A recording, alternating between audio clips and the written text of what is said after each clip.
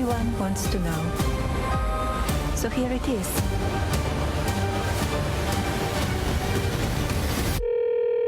Hi, Mr. President. Congratulations. Did you watch it? I did not. Yeah, I will see it on the news. That was the promo for the new Melania Trump documentary. It soared past expectations, bringing in more than $7 million at the box office in its opening weekend.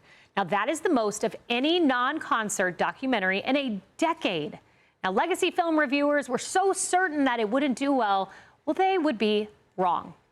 Emily, my mom went to this weekend in Florida. She said not only was the theater packed, it was, standing room only if you could try to sneak in the back of the theater. People were cheering through it. They were excited. It was interactive. People interplaying with the film. She said it was just electric. Electric. And I think nothing underscores our prior conversation about Hollywood, the disconnectedness, the self-aggrandizement, the just absolute lack of reality than this. The horrific headlines about this, which, by the way, I received first before being able to appreciate the reaction of the people who actually saw it.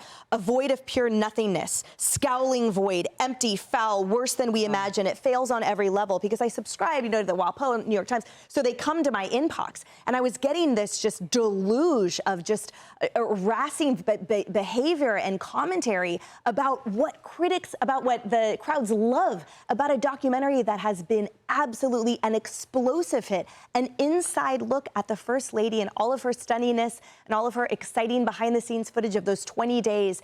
Such a gorgeous woman inside and out. And for them to just absolutely destroy her, I think it speaks volumes about them rather than the documentary. But she has the support of over 80 million Americans, so those 10 critics in Hollywood can just stop it. Exactly. Well, let me play my favorite clip of the day. Watch Brian Stelter of CNN admit this is a huge success. This documentary is a big success. We're going to get official numbers from Amazon later this morning, but already, according to the projections that are circulating in the film industry, this is the #1 documentary in terms of box office ticket sales in about a decade. It's a beautiful clip, Lisa. I wonder how The Crow tasted. We've been talking about the disconnect between, the elites and the media and everyday Americans, and you look at Rotten Tomatoes, and it demonstrates that. The critics gave it a 9%, but the people gave it a 99%. Right? And as Michael Jordan once famously said, Republicans buy sneakers too. Yeah. And they're saying that. You look at over 77 million people voted for President Trump. That's a lot of people. He won the popular vote. We watch movies. We buy shoes. Yeah. I heard David Marcus say on X, or I read it rather, Harris, that these critics probably have never met a Trump supporter, which is true. Yeah. Well, they are kind of the navel-gazing sycophants of Hollywood, because these are critics who are, I was looking at what they had to do to become a critic there for Tomatoes. And basically what it is, you have to have the resume for it, you've got to have the right connections for it and all that sort of thing. And how do you do that? Well, you come from the same pot of goo. Viewers are coming from all over the place. And yeah, you can look at a place like Florida that might be close to their home, and maybe they are more popular there, the Trumps. But across the country, I don't know, 7 battleground states that he won last time?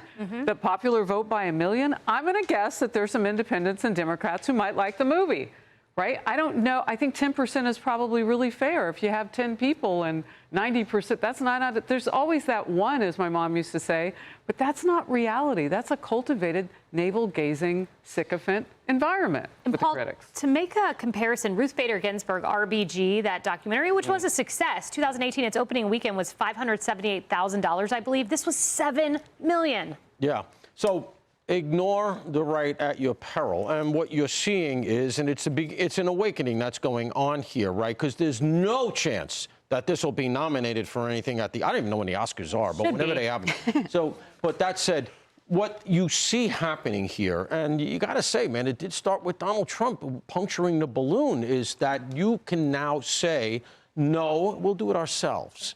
And you're seeing that sort of thing take off. And what really worries them here is not only the fact that there is now beginning to be something that they always owned on the left, which is the beginnings of non-woke entertainment. It doesn't have to be right-wing, just non-political.